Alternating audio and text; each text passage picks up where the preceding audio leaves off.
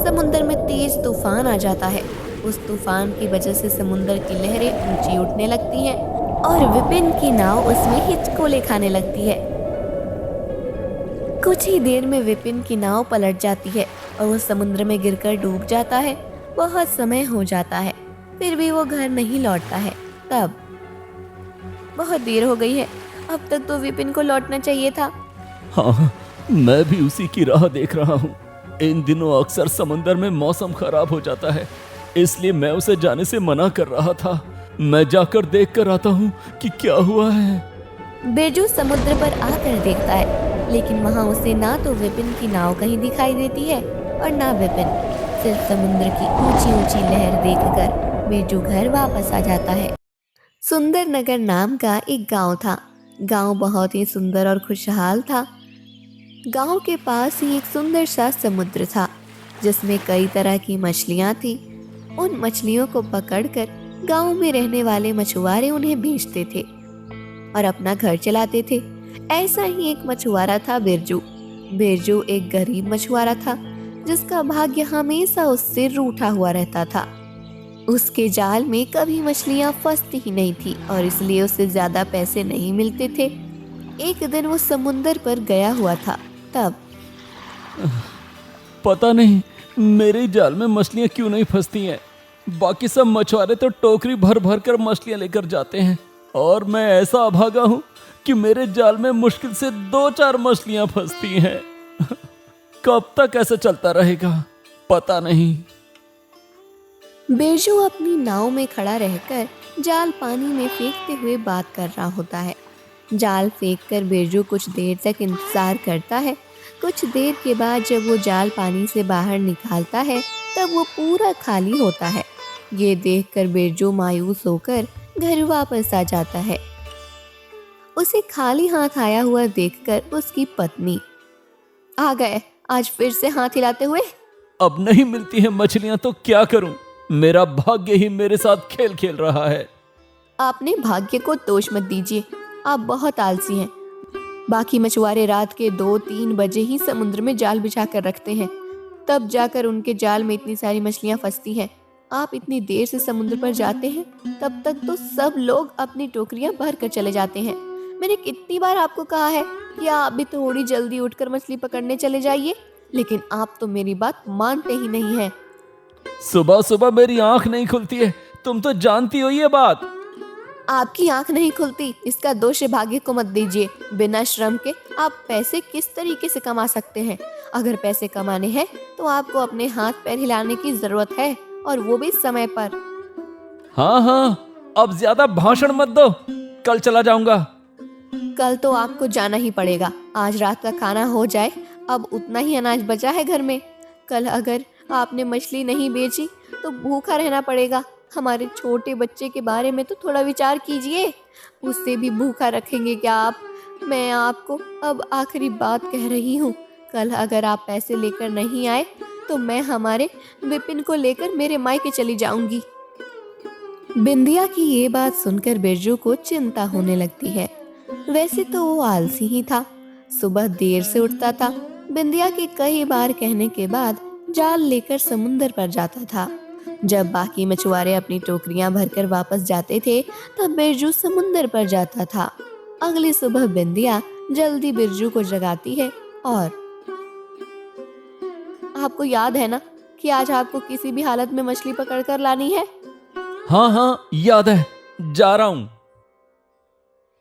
बिरजू जाल लेकर समुंदर पर चला जाता है।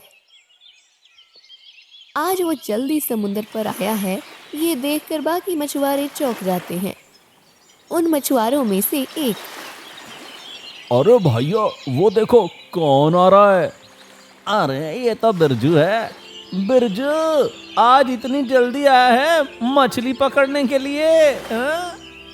मैं भी वही सोच रहा हूँ, लगता है कि ज्यादा मछलियां जाल में फंसेंगी, ये सोच कर आया होगा।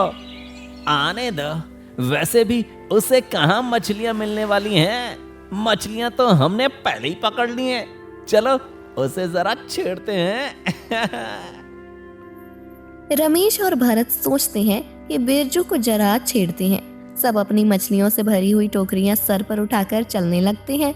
बिरजू देखता है कि सब मछुआरों की टोकरी में बहुत ज्यादा मछली है। पता नहीं अब मुझे मछली मिलेगी या नहीं। बिरजू आगे आता है। तब अरे बिरजू, आज लगता है कि सूरज पश्चिम से निकल आया है।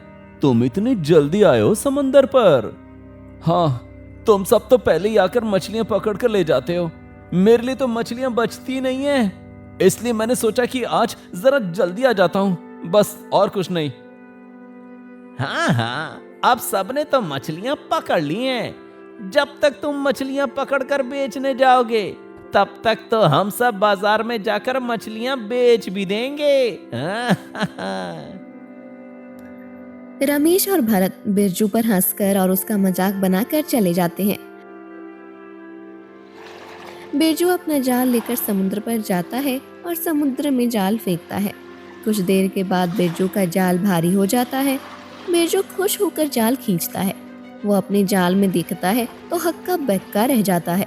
उसके जाल में सुनहरे रंग की एक बहुत बड़ी मछली फंसी हुई थी। वो मछली टूटने के लिए छटपटा रही थी। अरे वाह, आज तो बहुत अच्छी मछली फंसी है मेरे जाल में। इस मछली का शरीर तो ऐसा चमक रहा है कि जैसे सोने की मछली हो। मैं इस मछली को काट कर नहीं बेचूंगा, इसे तो मैं किसी सुनार को बेचूंगा। मुझे बहुत ज्यादा पैसा मिल जाएगा। वाह, आज सुबह जल्दी आने का तो बहुत फायदा हो गया मुझे। चलो अब इसे जाल से बाहर निकालता हूँ। बिरजू जाल से मछली को बाहर निकालने लगता है। तभी मौका देखकर मछली पानी में कूद जाती है। बिरजू मछली को देखता ही रहता है। मछली हाथ से चली गई। ये देखकर बिरजू का मन खट्टा हो जाता है। मेरा भाग्य सच में खराब है। सोने की मछली हाथ लगी थी, वो भी हाथ से चली गई। बिरजू के उतरे हुए चेहरे को देखकर मछली अचानक रहस्यमय तरीके से बोलने लगती है। उदास मत हो मछुआरे। उदास कैसे ना हो, आज पहली बार इतनी बड़ी मछली मेरे जाल में फंसी थी, वो भी छूट गई। मेरी पत्नी ने मुझे कहा है कि आज अगर मैंने मछली को पकड़कर नहीं बेचा तो वो मेरे बेटे को लेकर अपने मायके चली जाएगी। तुम्हें देखा तो मुझे लगा कि मेरी सारी मुसीबतें खत्म हो जाएंगी, लेकिन तुमने तो मुझे चकमा देकर अपनी जान बचा ली। मेरी वजह से तुम्हें परेशानी हो रही है, ये मैं समझ रही हूँ, लेकिन मैं इस समुद्र की रक्षक हूँ। तुम मुझे अगर पकड़ कर ले जाते तो समुद्र की बाकी मछलियों का नाश हो जाता। इसलिए हमारे समाज को बचाने के लिए मुझे ये करना पड़ा। तुम अपने समाज के बारे में सोच रही हो, ये ठीक है, लेकिन मुझे भी तो अपने परिवार के बारे में सोचना है। मैं समझती हूँ, मैं कोई सामान्य मछली नहीं हूँ। मुझ में दिव्य शक्तियाँ हैं। मैं अपनी शक्ति से तुम्हें वरदान दे सकती हूँ। बताओ तुम्हें क्या चाहिए? मैं एक गरीब मछुआरा हूँ, ज्यादा से ज्यादा क्या चाहूंगा? मेरे घर में किसी चीज की कोई कमी ना हो, मेरा परिवार भूखा ना सोए, बस यही मेरी इच्छा है। ठीक है, ठीक है कहकर मछली अपनी आंखें बंद करती है। उसके शरीर से रोशनी निकलती है और जादू हो जाती है। वो कहती है, जाओ मछुआरे, तुम्हारी इच्छा पूरी हो गई है। इच्छा पूरी हो गई है, लेकिन मुझे तो कुछ बदलाव नहीं दिख रहा है। बदलाव हो गया है, तुम घर जाओ, तुम्हें सब पता चल जाएगा। मछली की बात सुनकर बिरजू घर चला जाता है। बाहर से तो बिरजू का घर पहले जैसा ही था, लेकिन जब बिरजू अंदर जाता है तब देखता है कि उसका घर जो अंदर से टूटा फूटा हुआ था, उसकी मरम्मत हो गई है। घर में वो सभी चीजें मौजूद थी जिनकी उन्हें जरूरत थी। खाने का बहुत सारा सामान घर में भरा हुआ था।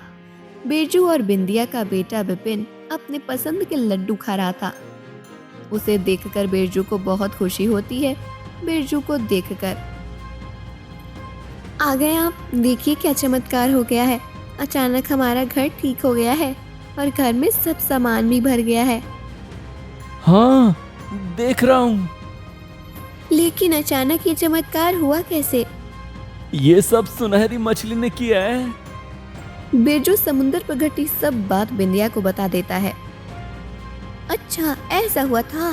सुनहरी चमत्कारी मछली, वो मछली तो बहुत काम की लगती है। उसने तो हमारा भाग्य ही बदल दिया है। हाँ, तुम सही कह रही हो। उसने मुझसे वचन लिया है कि मुझे मेहनत करनी पड़ेगी नहीं तो ये सब नहीं रहेगा। वो तो मैं भी आपसे हमेशा कहती रहती हूँ। कुछ दिन बीत जाते हैं। बिरजू अब मन लगाकर मछली पकड़ने का काम करता था। चमत्कारी मछली से मिले हुए वरदान से बिंदिया के मन में अब लालच पैदा हो जाता है। वो बिरजू से कहती है, जी मैं सोच रही थी कि उस सुनहरी मछली के चमत्कार से हमारे घर की हालत सुधर गई है, लेकिन अब भी कुछ कमियां हैं जो आपके मछली बेचने से पूरी नहीं हो रही है। ऐसा क्या है जो मैं पूरा नहीं कर पा रहा हूँ? मैं चाहती हूँ कि हम एक बड़े महल जैसे घर में रहें। हमारे घर में काम करने के लिए नौकर हो, मेरे पास बहुत से गहने हो, सोना हीरे जवाहरात सब कुछ हो। माफ करना बिंदिया, ये सब मैं तुम्हें नहीं दे पाऊंगा।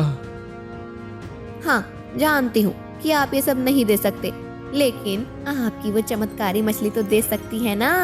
आप उस मछली से जाकर कहिए कि मुझे ये सब चाहिए। मुझे विश्वास है कि वो आपकी ये इच्छा जरूर पूरी करेगी। क्या उस मछली से मैं इतना सब मांगू?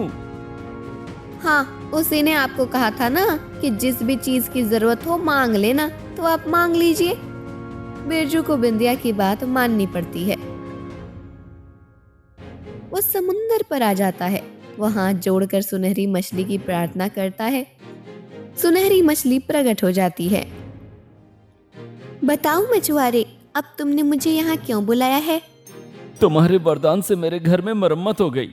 मेरे घर में अब खाने पीने और बाकी किसी चीज की भी कोई कमी नहीं है।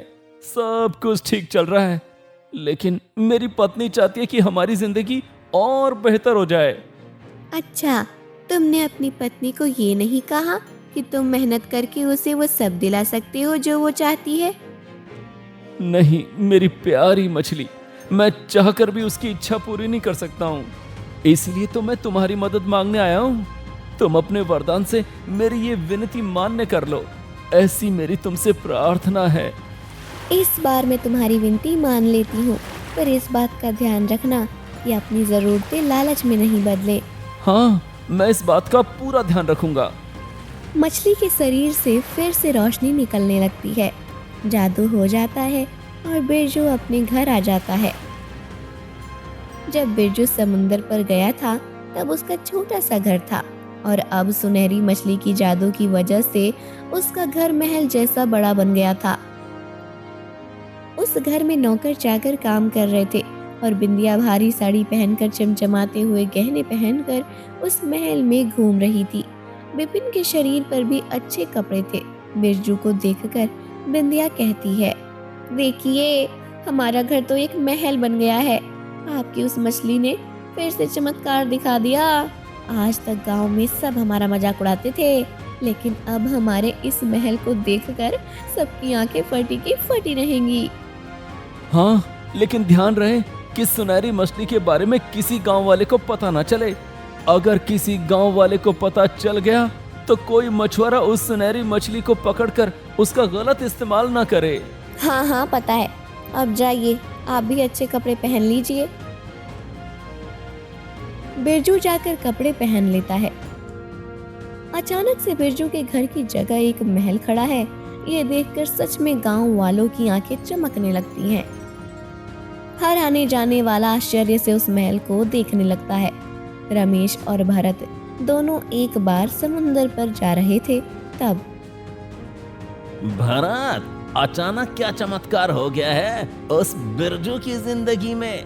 देखा, रातों रात घर की जगह पर महल खड़ा कर दिया है उसने। हाँ रमेश भैया, मैं भी वही सोच रहा हूँ कि अचानक ऐसा क्या हो गया जो उसकी फूटी किस्मत खुल गई है, और वो भी ऐसी कि वो इतना अमीर बन गया है। कुछ समझ नहीं आ रहा है। कोई बात तो जरूर है जो हम सबसे छुपाई जा रही है। अरे कुछ दिनों तक तो उसकी जाल में मछली भी फंसने से मना करती थी, और अब देखो। चलो देखते हैं, कभी हमारा भी भाग्य ऐसे ही खुल जाएगा। ऐसे ही कुछ महीने बीत जाते हैं। एक दिन बिंदिया अपनी अच्छी साड़ी और गहने पहनकर गांव में घूम रही होती है। गांव के कुछ लोगों के घर बिंदिया देखती है। वो घर बिंदिया के घर से बहुत बड़ा होता है। उस घर की औरतें बिंदिया से ज़्यादा सजी धजी होती हैं। उन्हें देखकर बिंदिया को बहुत जलन होती है। बिंदिया सोचने लगती है कि उसे गांव में सबसे अमीर बनना है। वो घर आती है और बिरजू से बात करने लगती है। सुनिए जी, मुझे आपसे कुछ मांगना है और आपको मुझे वो देना ही होगा। सुनहरी मछली की कृपा से अब सब कुछ तो है तुम्हारे पास, अब और क्या चाहिए तुम्हें? मैं वही गांव में घूम रही थी। इतने दिनों से तो मुझे लग रहा था कि इस गांव में सबसे ज़्यादा अमीर हम ही हैं। लेकिन जब आज मैंने कुछ घर और उस घर की औरतें भी बहुत ज़्यादा सजी धजी थी। तो अब क्या चाहती हो तुम? मैं चाहती हूँ कि मैं इस गांव में सबसे ज़्यादा अमीर बन जाऊं। हमसे ज़्यादा पैसे और किसी के पास ना हो। सब हमें देखकर कहें कि ऐसा परिवार और ऐसा भाग्य किसी का नहीं हो सकता है। बिंदिया, हमें जो है उसमें खुश रहना चाहिए।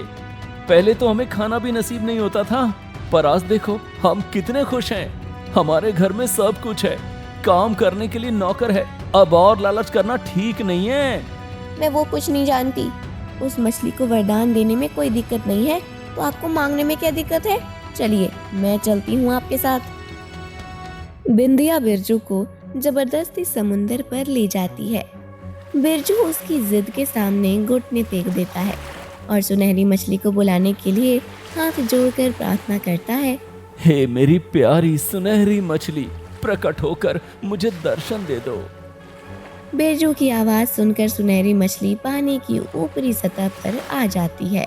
उसका वो सुनहरा रंग एवं चमकीला शरीर देखकर बिंदिया उसे देखते रह जाती है। बताओ बिरजू, क्या चाहिए तुम्हें? मेरी प्यारी मछली, आज तक तुमने मुझे बहुत कुछ दिया है। तुम्हारी वजह से मेरे पास वो सब कुछ है जिसकी मैंने कभी उम्मीद भी नहीं की थी। फिर भी तुमने मुझे यहाँ बुलाया है, इसका मतलब तुम्हें और भी कुछ चाहिए, है ना? हाँ मछली, मैं चाहती हूँ कि मैं इस गांव में सबसे ज्यादा धनवान बनूं। मुझसे ज्यादा पैसे और किसी के पास ना हो। बिरजू, मैंने तुम्हें पहले ही कहा था कि ज्यादा लालच करना ठीक नहीं है। इसमें लालच की क्या बात है? ये तो किसी की भी इच्छा हो सकती है कि वो सबसे ज्यादा धनवान बने। मैंने उस समय बिरजू को वरदान इसलिए दिया था क्योंकि उसे पैसे कमाने की बहुत ज़रूरत थी। लेकिन अब तुम्हारी ज़रूरत तुम्हारा लालच बन चुकी है, इसलिए अब मैं तुम्हारी कोई भी विनती मान नहीं सकती। मैंने पहले ही कहा था कि इंसान को समझदारी और मेहनत से काम करके जीना चाहिए। पर अगर तुम्हारे वरदान से मुझे जो चाहिए वो मिल सकता है तो मैं क्यों ना मांगूं? बिंदिया की इस बात से सुनहरी मछली को बहुत गुस्सा आ जाता है। उसकी आंखें गुस्से से लाल हो जाती हैं और सच कहते हैं कि किसी को कोई चीज बिना मेहनत के मिल जाए तो उसे उस चीज की कोई कीमत नहीं रहती। तुमने मेरे वरदान को मजाक समझ लिया है। मैं तुम्हें दिए हुए दोनों वरदान वापस लेती हूँ। अब तुम फिर से वही मछुआरे बन जाओगे जिसके जाल में कभी मछली नहीं फंसती थी। तुम अब उसी टूटे फूटे घर में रहने लगोगे जिसमें तुम लोग पहले रहते थे। मछली के ऐसा कहते ही उसकी आंखों से लाल रंग की रोशनी बाहर आने लगती है। अचानक जादू हो जाती है और बिंदिया के शरीर के गहने गायब हो जाते हैं। मछली पानी के अंदर चली जाती है। बिंदिया और बिरजू समझ ही नहीं पाते हैं कि अचानक ये सब क्या हो गया है।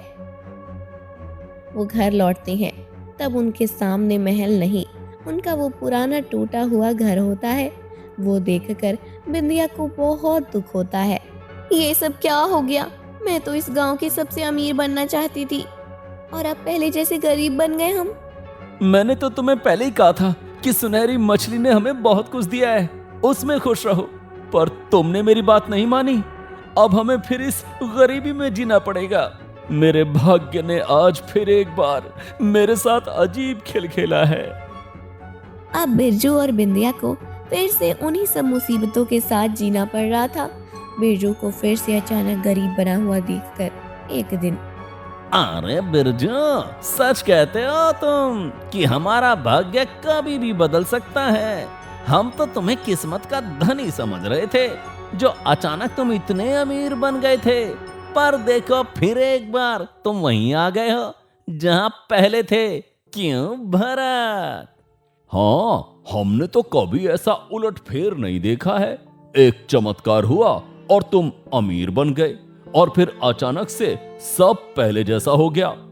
बड़े बुजुर्ग कहते हैं ना कि अचानक आई हुई लक्ष्मी ज्यादा दिनों तक नहीं टिकती है। वही सही है। अब इसे मेरा भाग्य कहो या मेरी गलती, पर जो है वो सबके सामने है। मेरे भाग्य ने मुझे जो दिया था वो फिर से छीन लिया है। अब मैं वही मछुआरा हूँ जिसे मछली पकड़ने के लिए बहुत मेहनत करनी पड़ती थी। बिरजू मायूस मन से मछली पकड़ने जाता है। ऐसे ही कुछ साल बीत जाती हैं। अब विपिन बड़ा हो जाता है और बिरजू बूढ़ा हो जाता है। बिंदिया भी अब भाग्य से मिले हुए झटके और अपनी गलतियों को याद करते हुए उदास रहने लगती है। एक दिन जब बिरजू जाल लेकर जा रहा था तब पिताजी, आज से मैं मछली पकड़ने जाता हूँ। आजकल आप बहुत जल्दी थक जाते हैं। अब आपकी उम्र हो गई है, आपको आराम करना चाहिए। लेकिन बेटा, तुम्हें कहाँ आदत है मछली पकड़ने की? मुझे जाने दो। आदत नहीं है तो हो जाएगी, पर अब आप मछली पकड़ने मत जाइए। आज मैं नाव लेकर जाता हूँ। मुझे नाव चलानी तो आती है, मछली पकड़ना भी सीख लूंगा। विपिन मछली पकड़ने के लिए जाल लेकर समुद्र पर आ जाता है। वो नाव को समुद्र में ले जाता है और जाल समुद्र में फेंक देता है। तभी उसे वो सुनहरी मछली दिखाई देती है जो कुछ सालों पहले बिरजू के जाल में फंसी थी। उसे देखकर विपिन समझ जाता है कि ये वही मछली है जिसने कुछ समय के लिए उसके परिवार को अमीर बनाया था।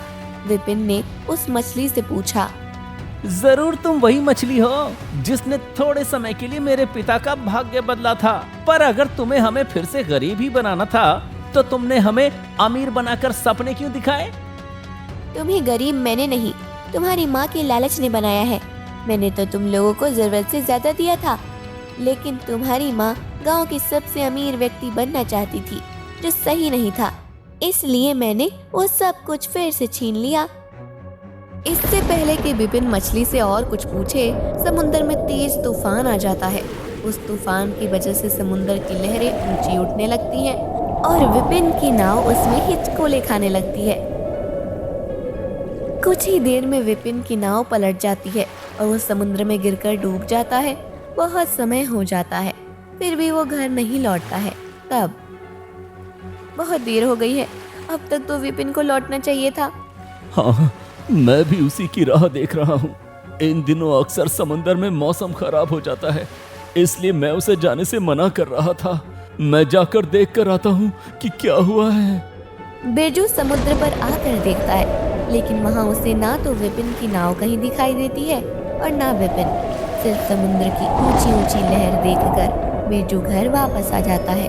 कुछ दिन बीत जाते हैं, अब तक विपिन का कुछ पता नहीं चलता है। बिरजू को लगता है कि विपिन समुद्र में नाव के साथ ही डूब गया है। गांव में सब कहने लगते हैं कि बिरजू के भाग्य ने फिर उसके साथ खेल खेला है और अब उसके बुढ़ापे का सहारा भी उससे छीन लिया है। ये सब सुनकर बिंदिया और बिरजू समुद्र पर आ जाते हैं। बिरजू अपने हाथ जोड़ता है और कांपती हुई आवाज में कहता है, हे मेरी प्यारी मछली, मेरे सामने आ जाओ।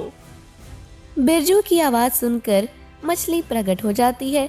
उसे देखकर बिंदिया भी हाथ जोड़ लेती है और मुझसे बहुत बड़ी गलती हो गई थी सुनहरी मछली, और इतने सालों तक उस गलती की सजा भुगत रही हूँ। पर अगर मेरा बेटा ही नहीं होगा मेरे पास, तो मेरे जीने का भी कोई मतलब नहीं है। बिंदिया सही कह रही है। अब तो हम दोनों बूढ़े हो गए हैं। हमारा बेटा ही हमारे जीने का सहारा था। अब वो ही नहीं रहेगा तो हम भी इस समुद्र में कूदकर अपनी जान दे देंगे। बिंदिया की बात सुनकर मछली फिर से पानी में चली जाती है। बिरजू को लगता है कि वो अभी भी उससे गुस्सा है। दोनों समुद्र में कूदने ही वाले होते हैं कि तभी सुनहरी मछली पानी के ऊपर आती है। उसके पीठ पर विपिन बैठा हुआ होता है। विपिन को जिंदा देखकर बिरजू और बिंदिया को बहुत खुशी होती है। मछली विपिन को बिरजू के पास छोड़ती है और तुम ठीक हो बेटा? हमें तो लगा था हमने तुम्हें भी खो दिया। मुझे भी ऐसा ही लगा था पिताजी कि उस तूफान में नहीं बचूंगा, लेकिन इस मछली ने ही मुझे बचाया है। मैं समंदर में गिर गया था और डूब रहा था। तब इस मछली ने अपना आकार बड़ा किया और मुझे पानी के नीचे एक सुरक्षित जगह पर ले गई। ये तो एक देवी है। बिरजू, मैंने तुम्हें कहा था कि मैं इस समुद्र की रक्षक हूँ। तुम्हारे बेटे को डूबता हुआ देखकर मुझे बहुत दुख हुआ, इसलिए मैंने उसे बचाया। लेकिन मैं तुम्हारी पत्नी को ये सबक सिखाना चाहती थी।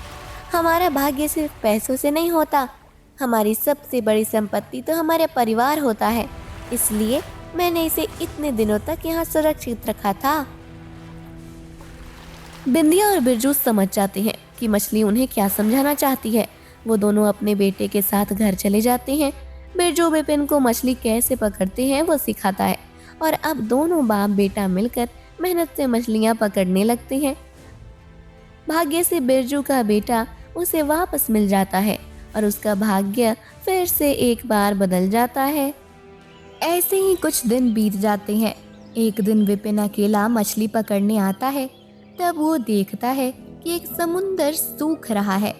ये देखकर, अरे ये क्या, समंदर का पानी सूख कैसे गया? नहीं, ये ठीक नहीं है। ऐसा होना मतलब जरूर किसी बड़ी अनहोनी का अंदेशा है। मुझे गांव वालों को ये बात बतानी चाहिए। विपिन भागते हुए गांव में आता है और बिरजू और बाकी सबको बुलाता है। क्या हुआ विपिन, तुम इतने घबराए हुए क्यों हो? पिताजी, अभी मैं समंदर पर गया था। मैंने देखा कि समंदर का पानी सूख रहा है। क्या, समंदर का पानी सूख रहा है? इसका मतलब कोई संकट आने वाला है। हाँ, यही बताने के लिए मैंने आप सबको यहाँ बुलाया है। मुझे लगता है कि हमें समुद्र पर जाकर देखना चाहिए। समंदर का पानी सूखने का मतलब है मछलियाँ और बाकी समुद्री जीवों के जान को खतरा। समंदर में अगर मछलियाँ ही नहीं रहेंगी तो हम मछुआरे भी भूखे मर जाएंगे। अब क्या करें?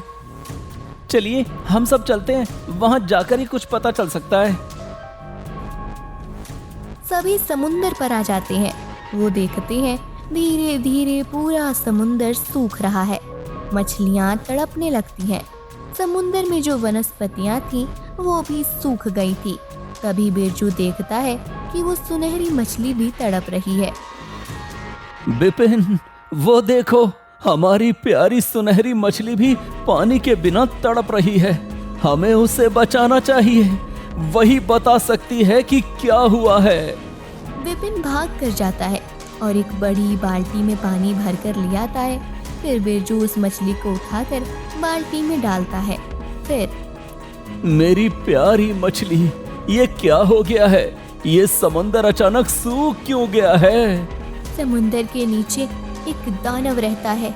उसने समुंदर का पानी सुखा दिया है। मैं समुद्र की रक्षक हूँ, परंतु उस बार मैं उस दानव से मेरे समुद्र की रक्षा नहीं कर पाई। क्या वो दानव बहुत शक्तिशाली है? हाँ, उस दानव के पास विचित्र शक्तियाँ हैं। उसने समुद्र का पानी सोख लिया है। उस पानी के साथ कई मछलियाँ उसके पेट में चली गई हैं।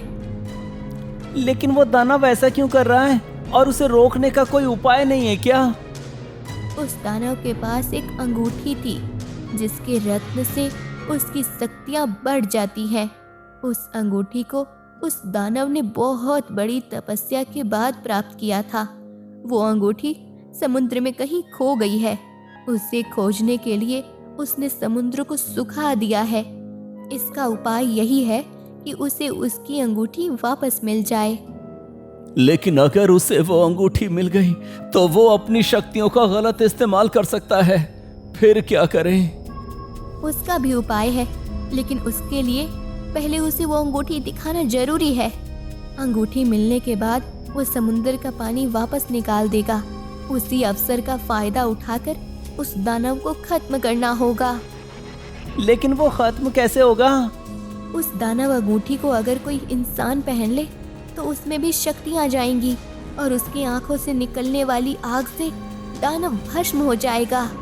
दानव को ये बात पता नहीं है कि उसकी अंगूठी उसके लिए ही जानलेवा साबित हो सकती है। लेकिन ये सब करने के लिए पहले उस अंगूठी का मिलना बहुत ज्यादा जरूरी है।